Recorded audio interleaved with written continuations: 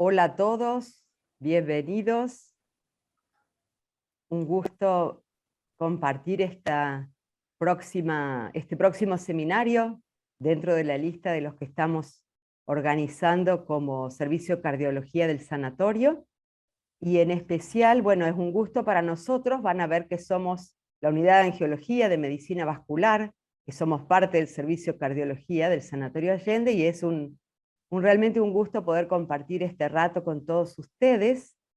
Mientras voy saludando, mientras los van admitiendo, pero básicamente queríamos hacer una breve presentación de lo que vamos a hacer esta noche. Como habrán visto, el título es muy ambicioso porque hablaremos de enfermedad carotidia, de la placa al evento. Justamente la enfermedad carotidia es un emergente de la gran enfermedad aterosclerótica, que bien conocemos sus factores de riesgo, conocemos todas las cuestiones que pueden estar asociadas, pero en particular la enfermedad carotidia nos interesa porque tiene un espectro muy amplio de presentación clínica. Podemos tener desde una placa asintomática, que es un mínimo hallazgo que ustedes estarán acostumbrados a encontrar, hasta la parte más ominosa, que es la aparición de un evento neurológico, que puede ser transitorio o puede ser un evento altamente discapacitante que le cambie la vida para siempre a un paciente, ¿verdad? Y ahí, bueno, entrarían ya a aparecer los neurólogos y toda una serie de cuestiones. Pero nuestro objetivo es dedicarnos a mirar la enfermedad carotidia justamente porque tiene posibilidades clínicas e instrumentales a través de métodos no invasivos para que podamos detectar a tiempo qué está pasando con nuestras arterias, porque es como nos permite, está muy cerca, está abajo de la piel, está en el cuello, la tenemos a mano, podemos verla clínica o instrumentalmente, y el objetivo entonces de este seminario es poder dar algunas indicaciones prácticas para el diagnóstico y el manejo de la enfermedad carotidia a tiempo, antes de que lleguen los eventos. Y esto lo puede hacer un clínico, un cardiólogo, un especialista en medicina vascular, un equipo multidisciplinario, pero si conocemos las cosas más importantes, vamos a tener la ventaja de poder prevenir, y es lo que todos queremos en este momento, es prevenir eventos. ¿Bien?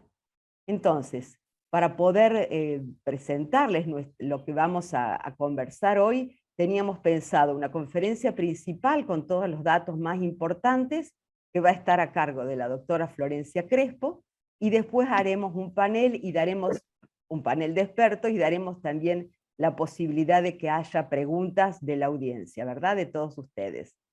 Así que, siendo que ya somos un buen número, me parece que podemos comenzar, probablemente vayan a llegar algunos más, pero si les parece bien, pasados 7 u 8 minutos y una pequeña introducción para comentarles, le vamos a dar la bienvenida a Florencia. Florencia Crespo es médica de la Unidad de Medicina Vascular de Angiología, podemos usar cualquiera de los dos nombres, es especialista en cardiología y en angiología, y además ella es miembro del Consejo de Medicina Vascular de la Sociedad Argentina de Cardiología.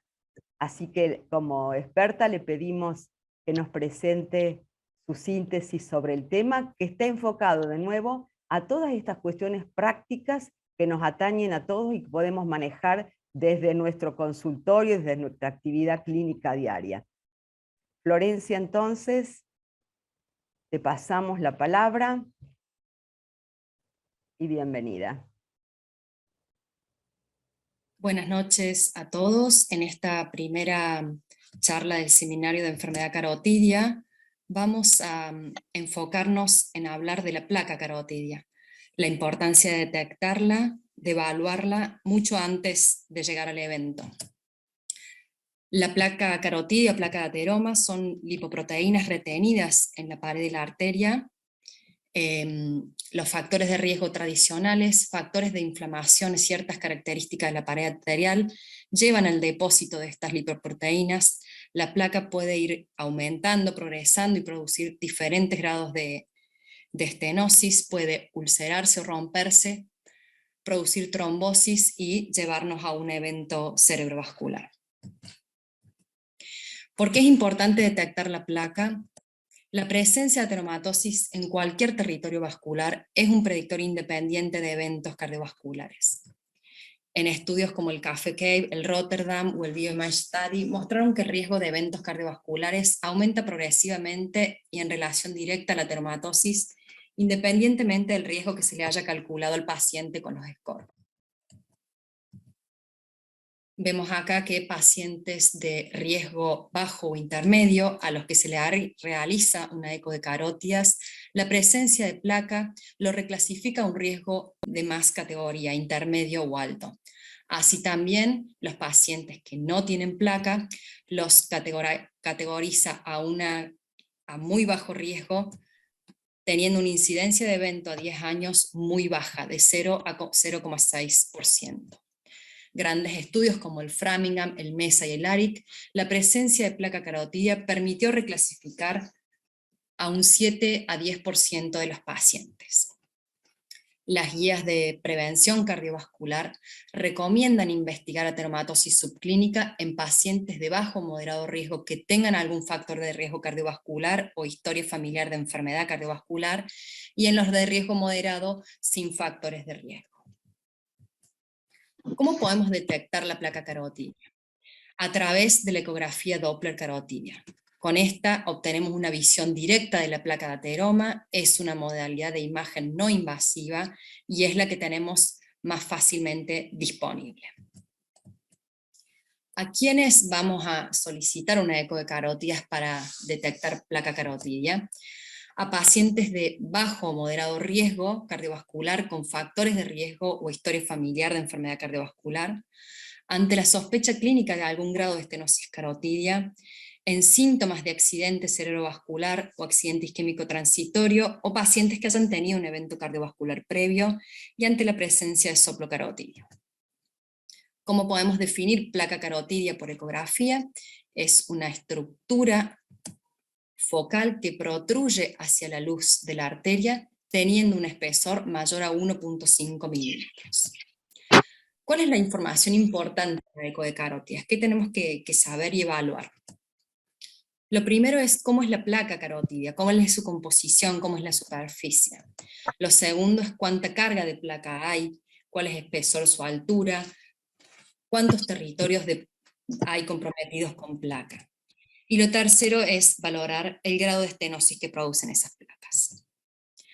Acá tenemos cómo son las placas carótidas. Podemos tener placas hipoecogénicas, que son más bien negras, cargadas de lípido y con una fina capa fibrosa, o placas que tienen también algo de lípidos, pero ya tienen más fibrosis, placas que están completamente fibrosadas de superficie estable, y placas cálcicas que hacen el cono de sombra. Obviamente una placa lipídica no va a tener el mismo riesgo que una placa más fibrosa. Entonces, como le decía, podemos tener esta placa prácticamente negra, con un núcleo lipídico necrótico y una fina capa fibrosa por encima, o podemos tener esta otra placa que tiene este núcleo redondo hipoecogénico negro, a lo que le solemos llamar hemorragia interplaca. Estas características nos hablan de una placa vulnerable, es una placa que tiene alto riesgo de romperse y de producir un evento. También podemos valorar cómo es la superficie de la placa, si es regular, lisita, o es una placa irregular que tiene como saliencias hacia la luz arterial, o una placa ulcerada, que es esta placa a la cual le falta una porción, un pedacito, probablemente esta placa se rompió y ese pedacito se liberó hacia la circulación, esa es una placa ulcerada. Tanto la placa irregular como ulcerada las llamamos placas complicadas o accidentadas. También son placas de elevado riesgo. ¿Por qué importa cómo es la placa?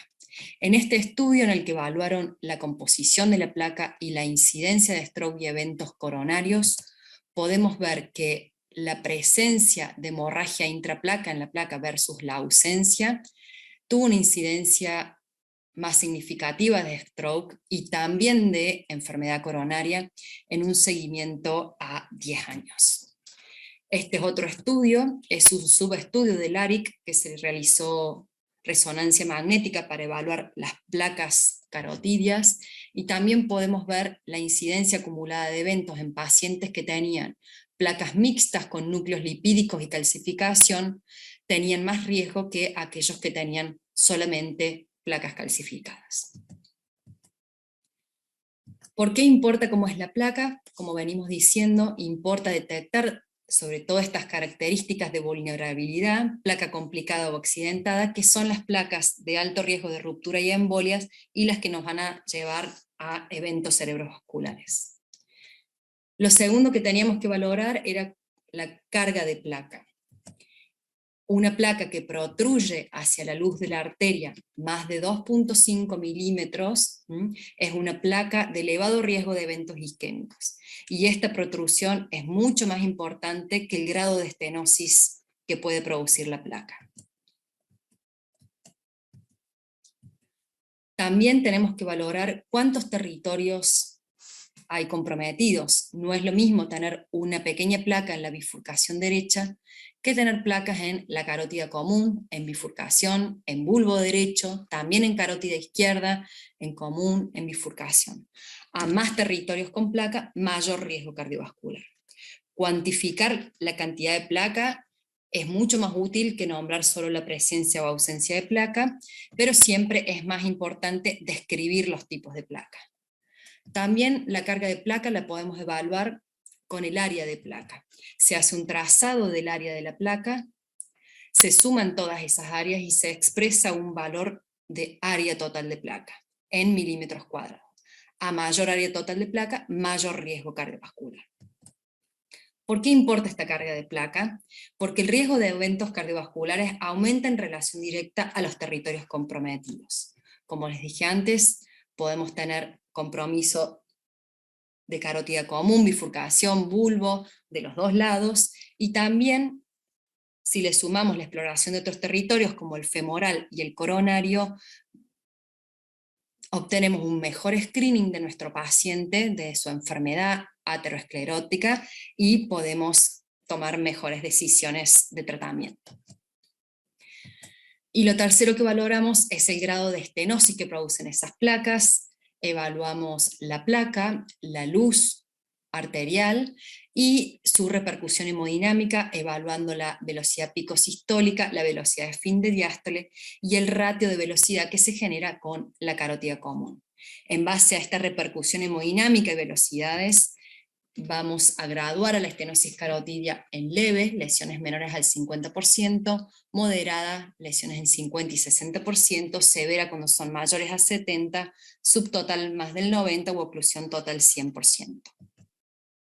Entonces, nuestra enfermedad carotidia tiene un amplio espectro o abanico. Podemos tener pacientes con placas leves y estables, o pacientes con placas leves también, pero en múltiples territorios, pacientes con placas vulnerables o complicadas, pacientes con placas o estenosis moderadas, severas, y pacientes que no tienen síntomas o que sí tienen síntomas.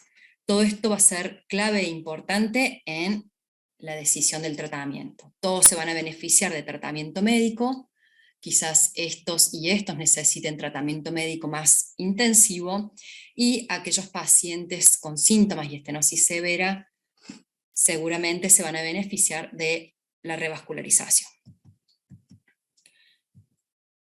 Entonces, la utilidad de todo esto es que evaluar la placa, detectarla, cuantificar cuánta placa hay y el grado de estenosis, y también la clínica del paciente, es clave para la toma de decisiones en el tratamiento médico y prevenir eventos cardiovasculares.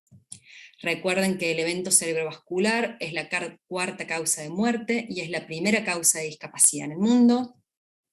El 85% de los eventos cerebrovasculares son isquémicos, y de estos el 30% es por enfermedad de vasos mayores, el cual en su mayoría es por enfermedad carotidia, y en un poco porcentaje se debe a enfermedad de las arterias vertebrales.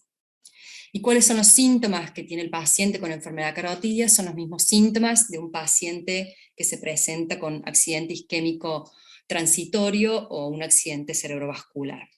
Esta es una herramienta que está en las guías NICE, es muy sencilla y fácil de acordarse, son los síntomas más importantes. Se llama herramienta FAST, de actuar rápido. La F es de facial, alguna debilidad en la cara. La A es debilidad en el brazo, arm. S es speech, alteración en el habla. Y la T de tiempo. Ante cualquiera de estos síntomas es tiempo de llamar a la emergencia. Entonces, ante el evento debemos actuar rápido, pero no lleguemos tarde a la detección y evaluación de la enfermedad carotidia para tratar pacientes y prevenir eventos. Muchas gracias.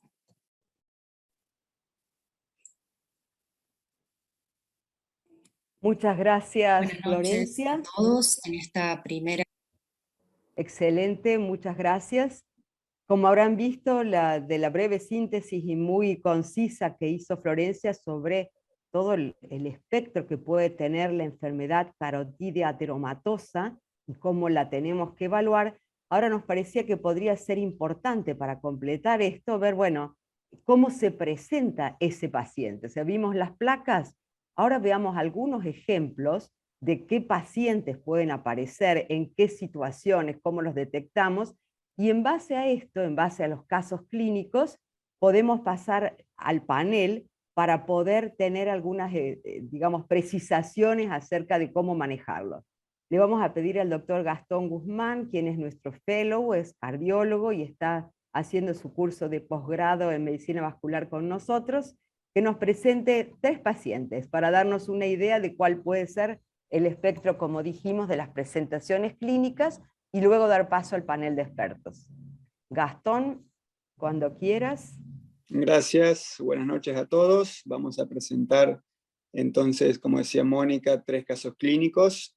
En primer lugar, un paciente masculino de 38 años, completamente asintomático, que está realizando un chequeo cardiovascular. Paciente que es sano previamente, no tomaba ningún medicamento. Tabaquista social de aproximadamente 5 cigarrillos de forma semanal. Con un perfil de colesterol, tenía un colesterol total de 239, colesterol HDL de 42, LDL 167 y triglicéridos 142. Y como otros datos, una tensión arterial de 130-80 milímetros de mercurio y un índice de masa corporal de 26. Como parte de sus estudios, se realizó un ecodoppler de carótidas, y ustedes observan allí, apuntado con la flecha, una placa fibrolipídica ubicada de forma posterior en la pared del bulbo derecho, que ocupaba la luz aproximadamente en un 30%. Una placa que es homogénea, que es lisa, que es bastante regular. Cuando fuimos al lado contralateral, encontramos en el bulbo izquierdo otra placa de similares características, también fibrolipídica, ubicada en la pared posterior del bulbo, que obstruía la luz en un 30%. Este sería el primer caso. Vamos a presentar un segundo caso, que es un paciente también masculino de 57 años, también asintomático, que en este caso estaba realizando estudios prequirúrgicos antes de la realización de un bypass aortocoronario. Este paciente tenía algunos antecedentes, era hipertenso, dislipémico, tenía insuficiencia renal crónica con un clearance calculado de 40 mililitros por minuto, obeso y presentaba también arteriopatía periférica en sus miembros inferiores. Paciente que también había sido tabaquista. Entre los hallazgos que encontramos cuando hicimos los estudios prequirúrgicos, vamos a ver enseguida las imágenes, apareció una lesión severa del 70% en bulbo de carótida interna y también una lesión del 60% en la carótida contralateral. Aquí observamos la imagen de Doppler, donde vemos cómo está la estrechez del flujo de color. Vemos también la onda de Doppler espectral, donde se ve la turbulencia, el aliasing, las velocidades altas, que corroborado con el ratio con respecto a la carótida común nos daba un valor de 4, aproximando una lesión del 70%, tanto en modo B como desde el punto de vista hemodinámico. Con respecto a este paciente, se decidió, dada su lesión y teniendo en cuenta su lesión severa y su lesión contralateral, colocar un stent. El tratamiento fue realizado en hemodinamia. Aquí tenemos otra imagen que corrobora, una imagen de tomografía, una imagen de angiotomografía que corrobora lo que habíamos hallado en el eco. Y en la imagen siguiente tenemos entonces un control posterior a la colocación del stent con el que fue tratado este paciente previo a su cirugía cardíaca. Y allí observamos en la imagen de la derecha, en el modo B, el stent ocupando el lugar en el vaso y cómo se normalizan las velocidades también en la imagen de la izquierda cuando vemos nuevamente el Doppler espectral dentro del stent. Vamos a presentar un tercer caso. Es un paciente masculino de 67 años que tuvo un episodio de disartria de 2 horas de duración, 6 meses atrás de este estudio de ecografía que fue realizado de forma posterior para investigar qué había ocurrido. Paciente que tenía como antecedentes hipertensión, dislipemia, diabetes tipo 2, ex tabaquista, había fumado aproximadamente durante 30 años, 20 a 30 cigarrillos por día. Cuando vemos las imágenes de ecografía, vemos a nivel del bulbo izquierdo una placa heterogénea con áreas fibrolipídicas y áreas fibrocálcicas, irregular, que obstruye la luz aproximadamente en un 50%, y si ustedes prestan atención en su superficie, se ve un área, en su superficie distal, un área que podría corresponder a una úlcera. Cuando se aplica el Doppler color, en la próxima imagen se observa cómo ingresa a la placa el Doppler color, confirmando que allí hay una superficie ulcerada. De todas maneras, se corroboró también con imagen de angioresonancia, en este caso que mostraba allí donde ustedes pueden ver con la flecha la lesión, que no era una lesión quizá de tanta severidad como habíamos visto en el paciente anterior, era un 50%, pero que tenía esta ulceración en su superficie. Tenemos también una imagen de reconstrucción de esta angioresonancia donde se ve claramente allí a nivel del bulbo izquierdo esta lesión. Estos son los casos. Muchas gracias.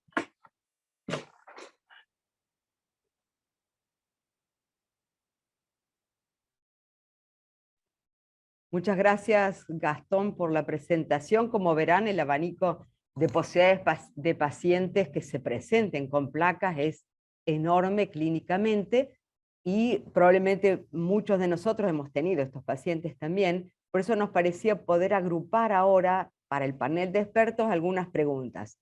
En el panel de expertos vamos a tener con nosotros a Luciana Watt, que también es médico especialista en angiología, miembro de la Unidad de Angiología de Medicina Vascular, y ella también es miembro del Consejo de Medicina Vascular de la Sociedad Argentina de Cardiología, y también tendremos al doctor Ignacio Iturriza, Nacho, que nos acompaña también, es otro miembro de la Unidad de Medicina Vascular. Nacho es especialista en angiología, es cardiólogo y además es docente de clínica médica en la Universidad Nacional.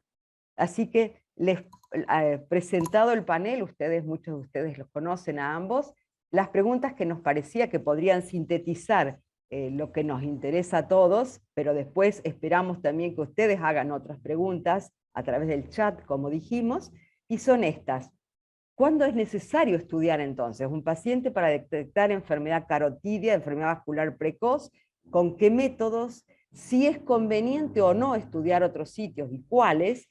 ¿Y cómo manejamos a ese paciente que tiene una placa o una estenosis carotidia, pero que no tiene síntomas? Le pedimos entonces a Luciana que empiece ella a contestar, si les parece. Bueno, buenas noches a todos. Voy a intentar responder estas preguntas que hicimos. Habitualmente lo que hacemos en todos los pacientes primero es evaluar el riesgo cardiovascular de acuerdo a los factores de riesgo clásicos. ¿Querés ir apretando, Nacho? Eso, que son tabaquismo, obesidad, hipertensión, diabetes, antecedentes heredofamiliares y la presencia de dislipemia. Pero sabemos en la actualidad que estratificar a estos pacientes de acuerdo a solo esos factores hace que perdamos muchos pacientes que tienen ateromatosis subclínica y que podríamos tratar precozmente. Entonces, lo que hacemos inicialmente es evaluar de acuerdo a los scores habituales, Framingham o Regicor, que es el score español, para estratificarlos. Y hay múltiples estudios que han mostrado que la presencia de ateromatosis subclínica podría reestratificar a estos pacientes para evitar la aparición de eventos. Vamos con la que sigue. Entonces, ¿cuáles serían los métodos de diagnóstico que podemos realizar para detectar la presencia de placas ateromatosas subclínicas? Bueno, el más sencillo y el que tenemos más a la mano es el ecodoppler de los territorios carotidio, aortoilíaco y femoral. Siguiente. De esta manera vamos a poder detectar la presencia de placas en carótidas o arterias ilíacas o femorales y caracterizarlas, como dijo Florencia, para poder diagnosticar al paciente y tratarlo. Otra de las cosas que podemos realizar es un score de calcio coronario para detectar la presencia de calcio en las arterias coronarias y de acuerdo a esto medicar al paciente, y podemos también realizar PET y resonancia. ¿A quiénes realizar estos estudios para evaluar? Bueno, el primer caso es el paciente que tenemos habitualmente en el consultorio, que es un paciente asintomático que ingresa a la consulta porque en los últimos laboratorios, por ejemplo, presenta valores de colesterol elevados. Este paciente puede ser catalogado como un paciente de bajo riesgo y si presenta algún otro factor o antecedente podría ser de riesgo moderado. En este caso es donde es necesario estudiarlo porque la presencia de placas ateromatosas nos va a determinar el inicio de medicación. Si en estos territorios no encontramos nada, este paciente puede ser tratado con medidas higiénico-dietéticas que pueden corregir sus valores de colesterol sin el riesgo de tener eventos. Entonces, en este paciente, en pacientes con antecedentes familiares de enfermedad ateromatosa, en pacientes que tengan sospecha clínica de estenosis carotidia, en pacientes que hayan tenido síntomas de accidente isquémico transitorio o cerebrovascular o que presenten un antecedente de evento previo, es necesario estudiar otros territorios para ver si las arterias también están dañadas. Y por supuesto, si en la consulta encontramos soplos carotídeos o en territorio ilíaco femoral, podemos pedir estos estudios. Esto me parece que es una de las preguntas más importantes, si necesitamos o no evaluar otros territorios. La respuesta es sí, hay muchos estudios que avalan esto. Uno de ellos es el estudio americano de trabajadores de Aragón, en donde se estudió una población masculina de una edad media de 45 años y se detectó una prevalencia de la ateromatosis subclínica del 72%. Pero lo más llamativo de esto fue que la mayoría de las placas ateromatosas se encontraron en las arterias femorales, fíjense que más del 50%, mientras que en las arterias carótidas y coronarias rondaban el 34 y 38%. El estudio PESA, que fue otro estudio de ateromatosis subclínica para evaluar prevalencia, sí estudió mujeres y se vio que la prevalencia en hombres era similar al estudio anterior, más del 70%, y en mujeres menor, pero llegaba casi al 50%. Esto es muy importante porque en ese estudio también se observó que alrededor del 45% de las placas ateromatosas estaban en las arterias femorales y un 30 y un 28% en las carótidas y coronarias. Fue muy importante este estudio también porque se vio que el 70% de los pacientes que tenían ateromatosis femoral tenían compromiso en algún otro de los territorios. Hay otro estudio también que realizaron en el Sanatorio Allende, en nuestro servicio de cardiología, donde se evaluó la concordancia y la prevalencia de ateromatosis subclínica en diferentes territorios vasculares. En este estudio la incidencia fue un poco menor, sin embargo alta, del 62% de ateromatosis subclínica, y bueno, en esto dividieron a los pacientes en los tres estratos de riesgo. Era lógico encontrar en el riesgo, en los pacientes con alto riesgo, alta incidencia de ateromatosis. En los de riesgo moderado encontraron un 67%, pero lo interesante fue que en los pacientes de bajo riesgo había más de un 50% con ateromatosis subclínica. Entonces, evaluar un solo territorio infraestima la presencia de ateromatosis subclínica entre un 39 y un 50%. Entonces, es muy importante evaluar todos los territorios. En cuanto al tratamiento de la estenosis carotidia, es muy amplio. La estenosis carotidia sintomática debe basarse primero en los cambios de estilo de vida. Hay un estudio muy importante realizado por Spence que demostró que si el paciente deja de fumar, deja de tomar alcohol, lo mantenemos en un índice de masa corporal menor a 25, que realice ejercicio durante 30 minutos en forma diaria y que mantenga una dieta saludable, tiene una reducción del riesgo de stroke del 80%. Debemos controlar todos sus factores de riesgo: tensión arterial, disminuir los valores de lípidos utilizando altas dosis de estatinas, y en los pacientes en los que no lo toleren, asociar ezetimibe o incluso evaluar la utilización de inhibidores de PCSK9. Lograr tener un colesterol LDL menor a 80 sería nuestro objetivo, y en pacientes que han tenido eventos previos menor a 70. En cuanto al tratamiento antiagregante, bueno, acá tenemos varias cosas importantes. Generalmente nuestros pacientes con ateromatosis subclínica que tengan más de 2 factores de riesgo cardiovascular, les damos un tratamiento con aspirina a bajas dosis. Y cuando hay presencia de placas complicadas, ya sea ulceradas o microulceradas, asociamos 2 antiagregantes, generalmente el clopidogrel. Y las últimas guías muestran que esta asociación se debe mantener durante 4 semanas y reevaluar al paciente. Hay una condición también muy importante que produce ateromatosis subclínica y que muchas veces no tenemos en cuenta, que es la hiperhomocisteinemia. Estos pacientes deben ser estudiados en un laboratorio simple, y lo más importante es que es uno de los factores que se corrige más fácilmente dando vitamina B y ácido fólico. Entonces todos nuestros pacientes deberían tener un dosaje de homocisteína en sangre. En este estudio hay un concepto que a nosotros nos parece muy interesante que introduce Spence, que es empezar a tratar arterias en lugar de tratar factores de riesgo para poder llegar antes del evento y hacer mayor prevención.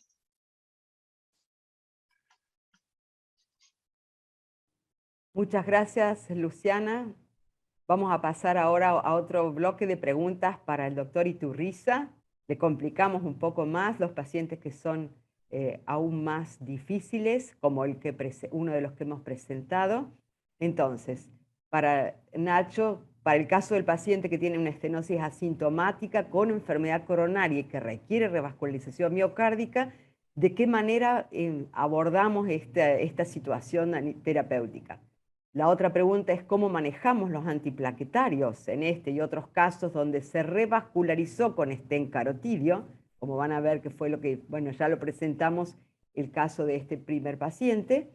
Y en el caso del paciente con una placa complicada, ulcerada, ¿cuáles serían las opciones de manejo y de seguimiento? ¿Con qué métodos y con qué intervalos? Nacho, te pasamos la palabra. Bueno, Muchísimas gracias. Gracias, Mónica.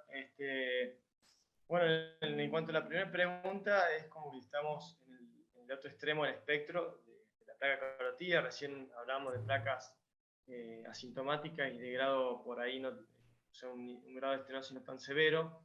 En este caso utilizamos la ecografía no para estratificar el riesgo del paciente, que ya en realidad un paciente ya tiene enfermedad coronaria establecida, que está en plan de hacer una cirugía de revascularización.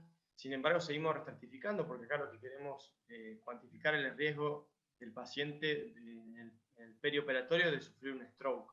Entonces, por eso que se le hacen estos estudios prequirúrgicos, dentro de los cuales se le hace la evaluación del territorio carotidio.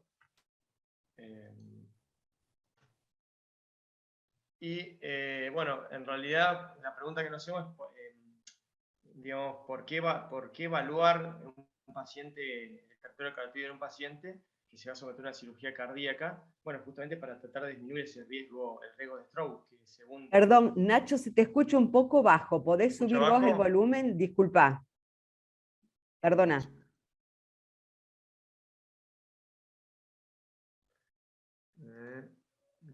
¿Ahí se escucha mejor? Hola, hola. Sí.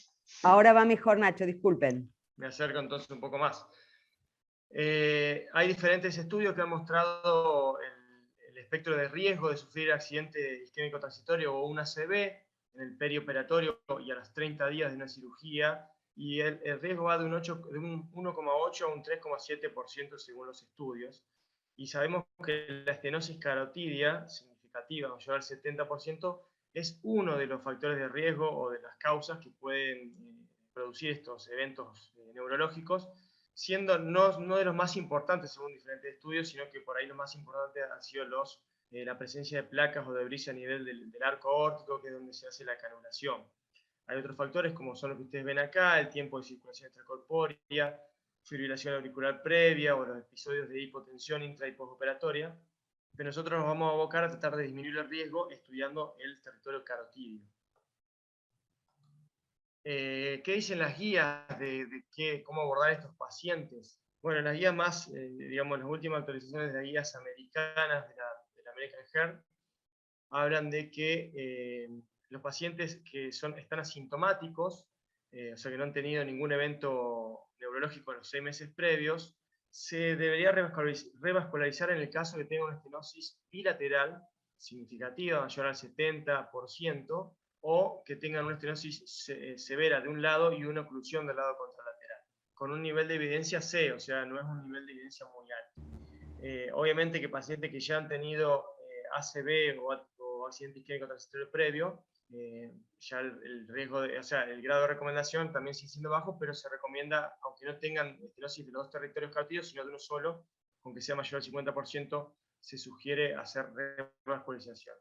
En cuanto al tipo de revascularización, siempre sigue siendo el gol estándar la endarterectomía carotidia, eso no solamente para los pacientes que van a ser sometidos a cirugía cardíaca, sino también, o sea, no solamente para los pacientes ambulatorios, sino los que van a ser sometidos a cirugía cardíaca, pero últimamente se están realizando estudios, y ahora está en marcha el CREST-2, que está tratando de evaluar la diferencia, o sea, la ventaja del stent carotidio sobre la endarterectomía carotidia.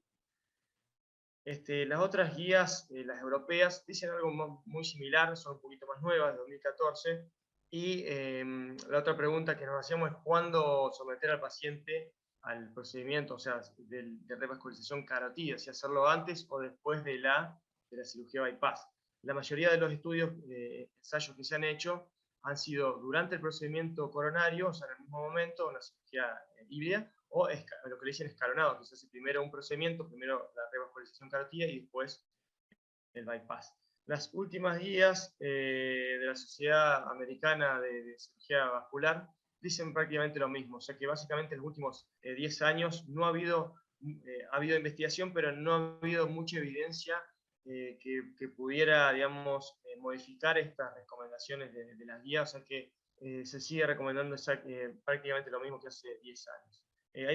Hay múltiples estudios que se han hecho, casi la mayoría no eran randomizados, salvo este que es el CAVAX, que fue un estudio que se limitó por los fondos, o sea, hubo limitantes en los fondos, entonces se interrumpió precozmente, y básicamente mostraban que no había una diferencia significativa en cuanto a mortalidad y eventos a los 30 días en los pacientes que se revascularizaba previo a la cirugía, si tenía una lesión carotidia unilateral.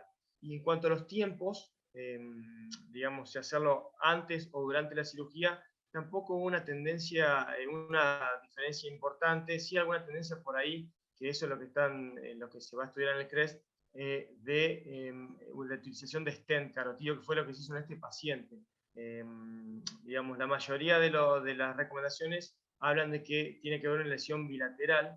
En este caso nosotros revascularizamos porque la lesión contralateral no llegaba al 70% de la estenosis, pero era muy cercana, era un 60%, y era un paciente con múltiples factores de riesgo, era un paciente con arteriopatía vascular periférica claudicante, con una alteración del perfil lipídico muy difícil de controlar a pesar de la medicación. Consideramos que era un paciente de muy alto riesgo, entonces decidimos, a pesar de que no llegaba al criterio de tener una estenosis bilateral 70%, revascularizar la carótida más comprometida, y la verdad que tuvo buenos resultados. ¿Qué hacer con con los antiagregantes? Es la otra pregunta, porque si se hace una endarterectomía, sabemos que se puede utilizar aspirina únicamente, y la misma se puede suspender previo a la cirugía cardíaca con el concomitante de disminución de riesgo de sangrado, pero si se le coloca un stent, siempre está la duda de cuándo suspenderlo por el riesgo del miedo, digamos, a la trombosis del stent. Y bueno, las últimas guías también americanas, con una recomendación 1B, dicen que lo ideal sería utilizar doble antiagregación plaquetaria con aspirina y clopidogrel por lo menos un mes luego de la colocación del stent, y después se puede suspender para la realización de la cirugía cardíaca. Obviamente, ¿qué hacer antes? Si hacerlo simultáneo o hacerlo diferido, también va a depender del tipo de anatomía o de la estabilidad de la lesión coronaria. Si hay una lesión de tronco o múltiples vasos, digamos, en un paciente de mayor riesgo, por ahí con fracción de eyección disminuida, por ahí se tiende a hacerlo simultáneo, a pesar de que digamos, la tasa de mortalidad en esos casos puede ser, o de complicaciones puede ser un poco mayor. Y con respecto a la pregunta de la placa ulcerada, que es algo que lo podemos ver frecuentemente en la práctica diaria, un paciente que empezamos a controlar o que veníamos controlando hace un tiempo y le pedimos un Doppler carotídeo para ver su territorio carotídeo, encontramos una placa de tipo ulcerada. Acá básicamente hay que hacerse una serie de preguntas que son las mismas que creo que ya les comentó Luciana y Florencia en sus presentaciones, pero no es solamente la úlcera lo que nos interesa, sino también todo lo otro que hace al riesgo del paciente de sufrir algún evento. Sobre todo, y una de las cosas más importantes es indagar muy bien sobre los síntomas que ha tenido, porque acá va a cambiar la conducta, obviamente, si el paciente tuvo o no tuvo algún síntoma del territorio carotídeo, sobre todo dentro de 6 meses, que es lo que se considera el periodo más importante. Otra cosa importante es el grado de estenosis, porque obviamente no es lo mismo una placa ulcerada que tiene una estenosis de un 20% o una protrusión leve hacia la luz, que una placa ulcerada que ya compromete más del 50 o 70%. Acá ya la indicación cambia.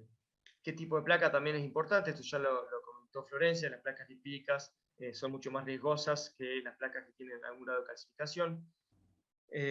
Otra pregunta que nos hacemos, ¿qué tratamiento dar? Obviamente que tratamiento, estatinas a altas dosis, tratar de manejar el valor de colesterol y bajarlo a un nivel inferior a 70, el LDL sería lo óptimo por los diferentes estudios que se han realizado.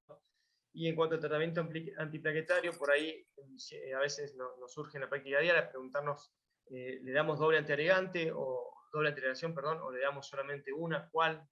Clopidogrel, Presurel. En realidad lo que dicen las guías y lo que la última actualización de la guía de stroke de la Sociedad de Cardiología hace más énfasis en los síntomas que en la ulceración de la placa.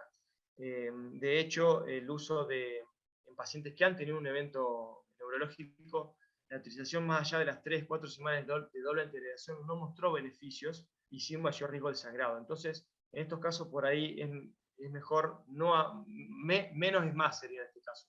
Aunque se podría hacer un curso corto de doble antiagregación, plaquetaria, como dijo Luciana, de 3 a 4 semanas y después continuar con antiagregación simple.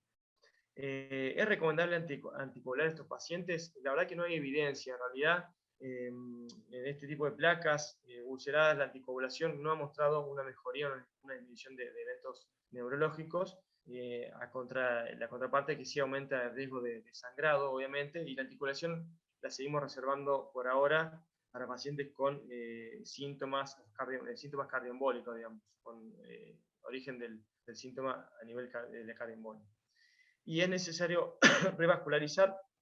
Bueno, obviamente acá no nos basamos únicamente en la ulceración de la placa, sino que nos interesa más si el paciente tuvo síntomas y el grado de estenosis. Obviamente que si el paciente tuvo síntomas, la estenosis es de un 50 o 60% de masculino y tenemos una placa ulcerada, por ahí nos podemos inclinar más a realizar una revascularización carotidia, que si el paciente no tuvo síntomas y la estenosis es del 60. O sea, acá creo que la clínica es lo que nos marca un poco el camino de cómo seguir. Bueno, creo que habré respondido. Y después la última pregunta era ¿cómo hacemos el seguimiento de tus pacientes? La verdad que no hay una evidencia, no hay una recomendación muy clara, pero lo que hacemos nosotros habitualmente en la práctica clínica es, si el paciente ha tenido síntomas, controlarlo a los 3 meses, y si es asintomático, cada 6 meses. Y vamos reevaluando con un Doppler carotídeo para ver, generalmente tardan en repitalizar y muchas veces queda una úlcera, digamos, crónica, la placa se va calcificando y queda esa irregularidad crónica, pero eso se ha visto que con la cronicidad ya también disminuye el riesgo de eventos a pesar de la irregularidad de la placa. Creo que están respondidas las preguntas. Pasemos a Mónica, te dejo continuar con la presentación. Quedémonos ahí donde, en esta diapo, y vamos a aprovechar que hay algunas preguntas del panel, mejor dicho, perdón, para el panel, pero que vienen del chat. Aquí estoy viendo un par de preguntas que Florencia ya contestó algo, pero sería interesante que, bueno, la opinión de ustedes, ¿no? Los expertos, junto con Flor también. Hay una pregunta aquí que ya se las hago, viene del doctor Hugo Ramos, dice: una mujer de 87 años, asintomática, con una obstrucción de 85% de la carótida interna izquierda. ¿Cuál sería la conducta? ¿Quién de ustedes quiere contestar? ¿Querés contestar la voz, Flor, que estás por allí? Bueno, ahí algo escribí yo en el chat y es una lesión severa, pero en una paciente asintomática. Y bueno, la revascularización en una paciente asintomática está, digamos, en discusión, en evaluación. Hay pacientes que sí se van a beneficiar de revascularizar, que son, por ejemplo, los que tienen lesiones con placas muy lipídicas, muy vulnerables, o una placa ulcerada, por ejemplo. Pacientes a los que les hagamos una resonancia de cerebro y haya isquemia en el cerebro coincidente con el lado de la carótida obstruida o con estenosis, o que tengan también lesión contralateral. Hoy está en marcha, se ha reactivado el estudio SPACE, que es de tratamiento médico intensivo, en el cual, bueno, parece ser que los pacientes que reciben tratamiento médico óptimo e intensivo tienen menos riesgo, o un riesgo muy bajo de eventos, comparado con el riesgo que tiene el periprocedimiento, sea en arterectomía o stent. Así que por ahora, bueno, son los casos obviamente más discutidos, que siempre tenemos que juntarnos en equipo y decidir qué es lo mejor para el paciente. No sé Muchísimas si alguien quiere gracias, aportar algo más.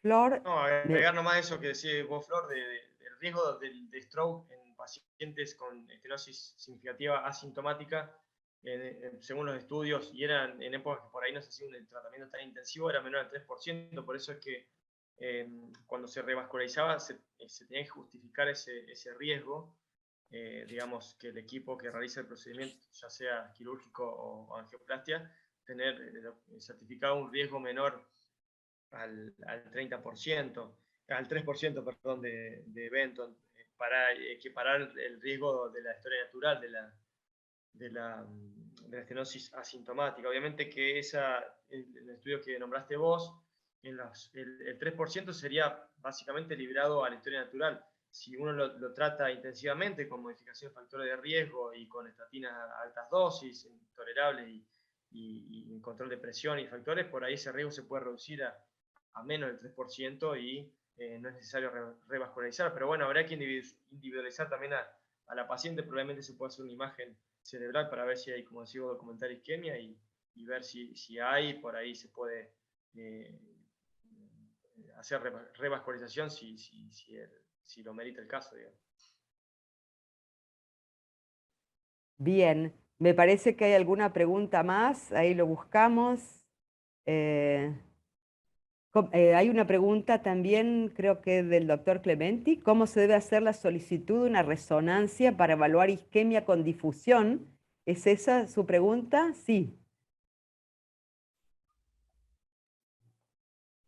Sí, ¿qué tal? Justamente esa era mi duda, porque si con una resonancia magnética común se podía evaluar la isquemia o era necesario agregarle alguna otra especificación.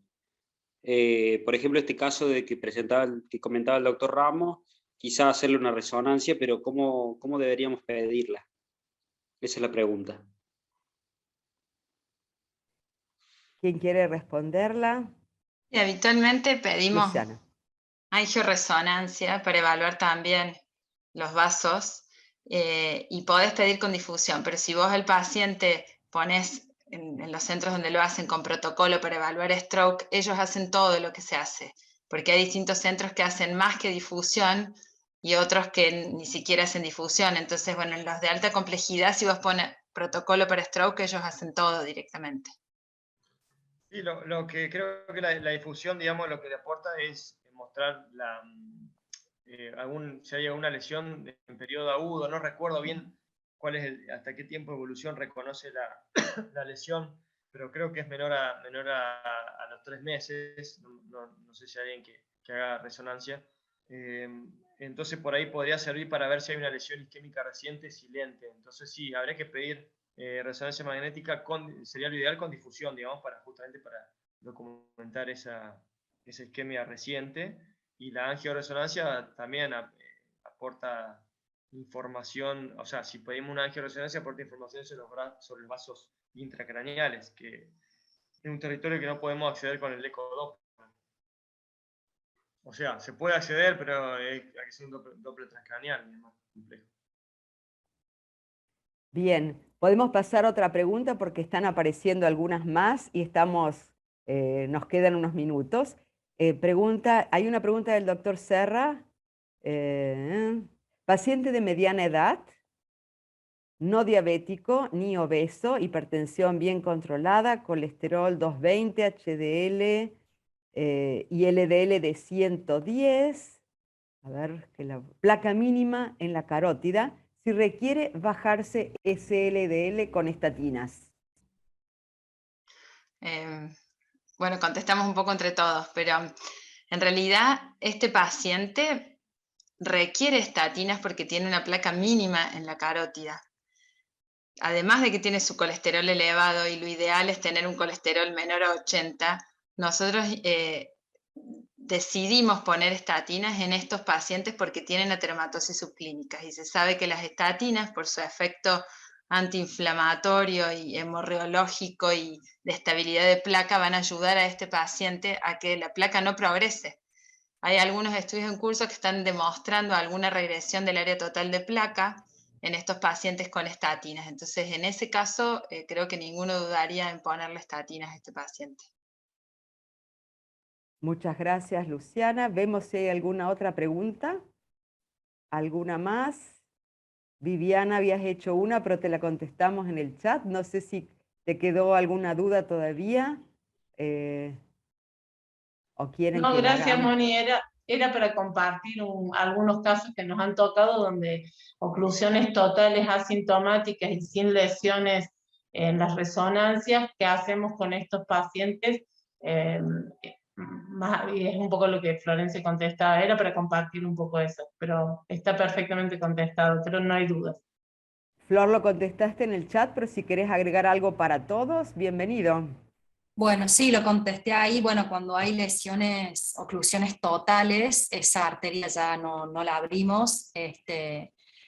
Solamente, bueno, obviamente vamos a hacer tratamiento médico intensivo, es un paciente de riesgo, y evaluaríamos, digamos, la otra carótida contralateral. Si no tiene imágenes en el cerebro, bueno, diría es un paciente que con suerte y que su polígono está muy bien, pudo compensar esa lesión. Así que vamos a estar atentos a eso, tratamiento médico intensivo y el control del paciente para que no avance si tiene alguna lesión en la otra carótida. Así es. Hoy la luz me vio un paciente así, por eso, a colación del día de la fecha.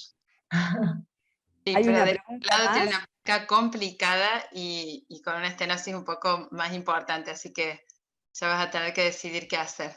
Los especialistas, yo no.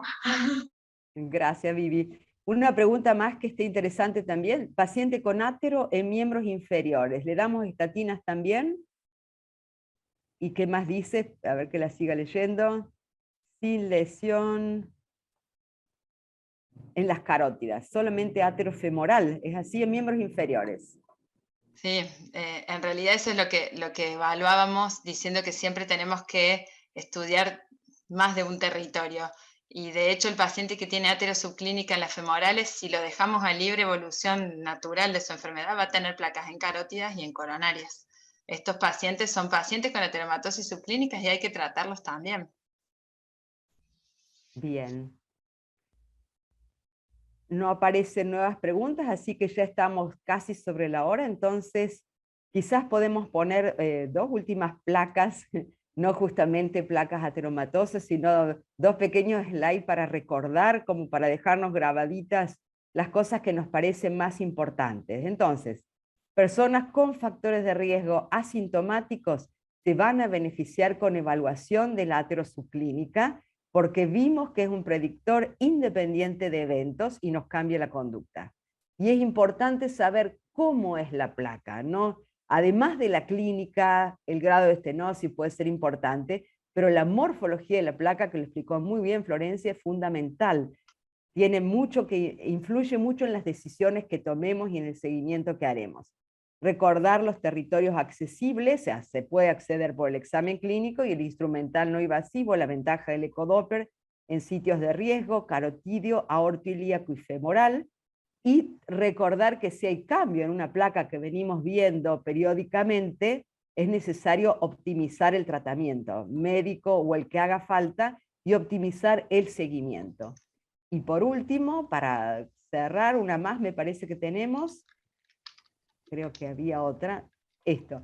Si alguien tuvo un evento vascular, necesita seguimiento cercano y optimización del tratamiento para prevención secundaria, eso lo sabemos todos, y si hay compromiso de múltiples territorios, el riesgo de evento es mayor, el pronóstico es peor, por eso tiene mucho valor el abordaje interdisciplinario, el aporte de los especialistas, y como empezamos, concluimos, o sea, nos parece fundamental optimizar prevención, es nuestra meta, es mucho mejor tratar placas, complicadas las que sean, pero no llegar a eventos. Entonces, ese es nuestro mensaje, asegurar beneficios para el paciente, optimizando de qué manera los vamos a estudiar y de qué manera los vamos a tratar. Así que muchísimas gracias, me parece que ya estamos sobre el final.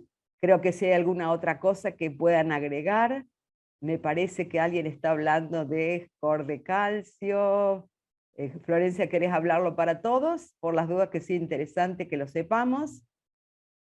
Pregunta también si detectamos score de calcio positivo, qué conducta tomamos, y bueno, sería la misma, tratamiento médico. Lo que puse ahí es que la presencia de placa en cualquier territorio ya es marcadora, digamos, de riesgo y diferencia al paciente del que no tiene. O sea que la presencia o ausencia de placa es nuestro iniciador, digamos, para empezar tratamiento. Bien, excelente. Muchísimas gracias, ha sido muy interesante la participación de todos, el chat estuvo muy ameno. Y bueno, ha sido un gusto poder estar con ustedes y además, bueno, quizás conviene ponerlo como somos parte de una unidad que se dedica justamente a la prevención y a la evaluación como medicina vascular. Si necesitan profundizar alguna o consultar por algún paciente, le podemos pasar nuestro mail. El grupo Angio Allende, creo que ahí alguien lo puede escribir, porque pueden...